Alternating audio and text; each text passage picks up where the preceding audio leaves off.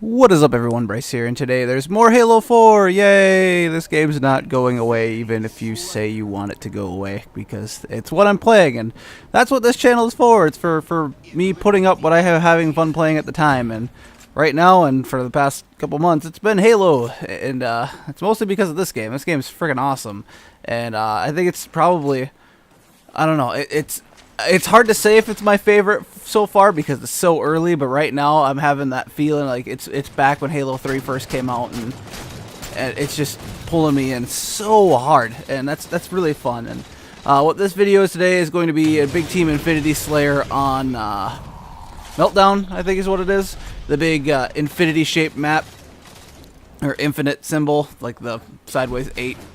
So that's where we are today. And for a little bit for this video, other than me running around like an idiot once again, because this is still me trying to get back into the groove, I was able to snag the incineration cannon right off the bat, and it helped me take out a few ghosts, which was really huge for our team, especially at the beginning, seeing how all the other team really did was immediately mad dash to where all the other ghosts on the map is. And I think there's actually 4 on this one, which is like a lot. But what I really want to talk about this video is my thoughts on Big Team right now, because that's what we're playing on is Big Team Infinity Slayer, and it's really the only way to get this map to pop up in rotation. I'm not even sure. I have to assume it's in Capture the Flag, because this has got to be just a stellar CTF map, and I've not had a chance to play anything out of the CTF playlist yet, so I can't say for sure. But I'm at least hoping it is this Exile, and what was it? There's another one that I'm thinking of that'd be really awesome for CTF, but it's eluding me right now. But getting back on topic, Big Team Slayer. It's nice that there's a Big Team playlist in matchmaking right now, but it's kind of depressing that there's no Big Team battle yet, because that's one of the really fun things about Halo is how good the objective matches are, the objective modes. And right now it really feels like they have really only focused on Slayer. There's like 3 separate Slayer playlists. Team Slayer, well, unless you're counting Regicide, which is pretty much Slayer, but just with a tiny objective. But Infinity Slayer, Big Team Infinity Slayer, Regicide, and Team Slayer Pro. So it's like 4, I guess, Slayer playlists. So, and then they have all the objective playlists kind of split up at the moment. There's, King of the Hill, CTF, whatnot. There's no Assault playlist right now, and then there's King of the Hill. They really, I think, need to add some sort of objective, like multiple objective playlist, because it's really fun to just be able to jump into a playlist and be able to play in a variety of game modes, rather than just like having to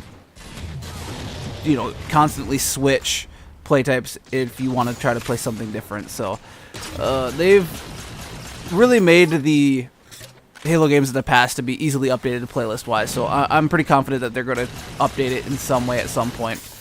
So I'm not worried. I would just rather them work on it fast rather than kind of focus on what is it? The Spartan Ops like they're doing right now. And even the Spartan Ops are pretty fun though. I actually played through the first episode alone today, and I beat it on Legendary. It's not hard, and what makes it not hard is even if you're playing on alone, you get respawn. So it's pretty much as long as you like bash your head against a wall long enough, you can knock them down pretty easy. And it would have been nice to see them try to make it so it plays more like campaign when you're playing solo, where you have to like restart at a checkpoint.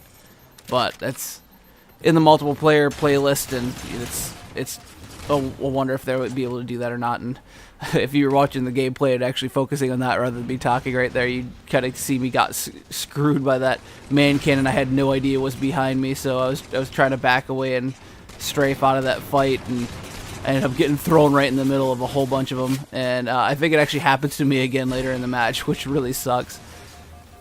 But luckily I was able to respawn and make a mad dash back to the Needler that I called in earlier. This is Still one of my favorite power weapons, but I would have to say that the the sticky launcher is probably the best weapon in the game for me right now. I mean, not obviously not the best weapon in the game, but I mean, out of the new weapons, they're pretty solid, and it's, oh god, the sticky launcher is just so good. It's probably what the grenade launcher should have been in the first time around. Is it's just, like I said in the last comment, it's just a flat out better grenade launcher. So in the gameplay, I jumped into Ghost, and my track record for Ghost in this game has not been stellar at all. So I'm gonna sit here and do as best work as I can, but it feels like vehicles for me in this game are just tools for getting a bunch of assists. Like, I have no problem knocking down people's shields really fast, and I'm just like, okay, they're sitting behind a rock, and there's no way for me to get in there and finish them off. So it's, you know, still like getting used to the game. Game's fresh, game's new, relearning a lot of the stuff, because while this, like I said, still feels like Halo, enough of it's different that it's something to get used to for sure. And vehicles are definitely one of those things. They're all, while they're familiar vehicles, they all feel different. And I don't know, the Warthog is the one that I'm not sure if it feels much different, like between the way it handles and how the gunner operates, but it seems in this game that the Warthog sits so low to the ground, and it looks kind of awkward when you're driving it at first. But you know, it's like I said, just I'm gonna pound this through over and over again in each of my commentaries for the next week or so. That, I mean, it's just something to get used to. Like, this game is familiar and different at the same time, and I think that's what makes it so good.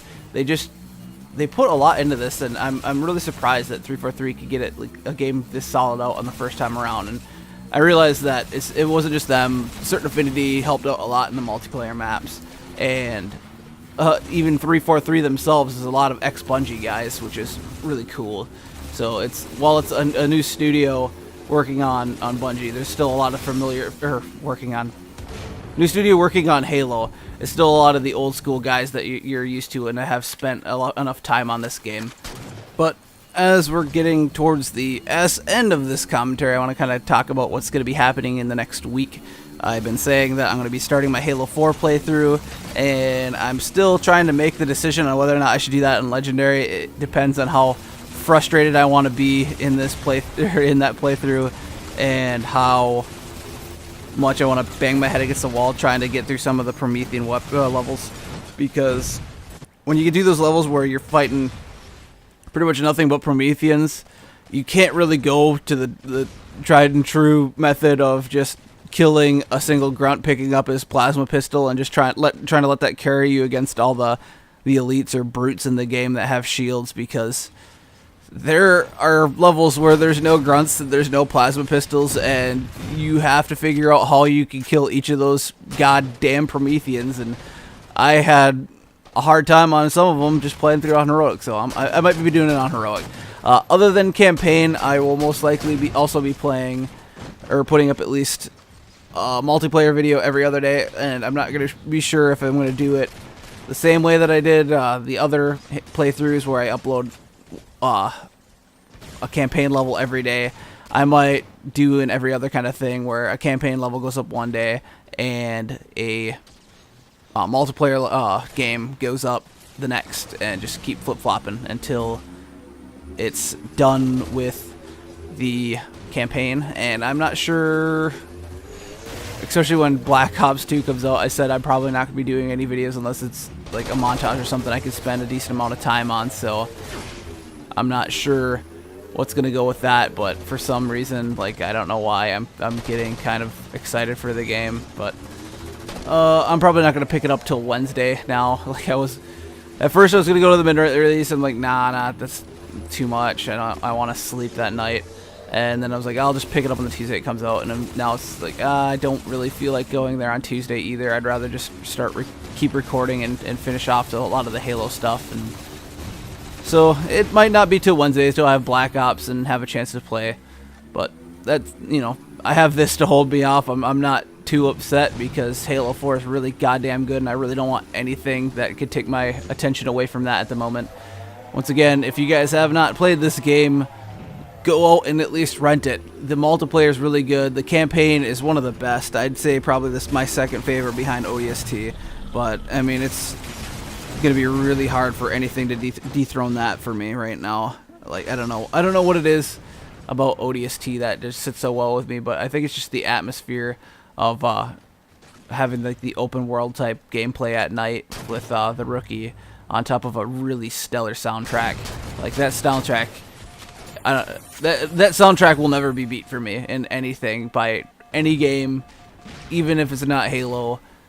It's just that damn good. Oh, and that's coming from someone that really likes the Bastion soundtrack. That Bastion soundtrack is fantastic, but ODST is still at the top for me. So campaign wise, ODST is still the best. Halo 4 right behind that, even after some of the more depressing moments towards the end of the game and trying to figure out exactly where the series is going on from there. But I talked about most of that in my last commentary, and it's still a lot to be covered when I actually talk about it for my all Halo playthrough. So you guys could look forward to that for sure. This gameplay is slowly coming to an end, and by slowly I mean like this game took a long goddamn time. So it's getting there. I'm cleaning up a little bit of the last kills, and I mean, there's not much you can do in that situation where there's this guy with a rocket launcher and you jumped and you're like, yep, all he has to do is aim at my feet, I'm done. But, you know, shit happens, and I think that's one of my favorite sayings for these commentaries as of late. Shit happens, because like it just does, and there's just some things you cannot do anything about.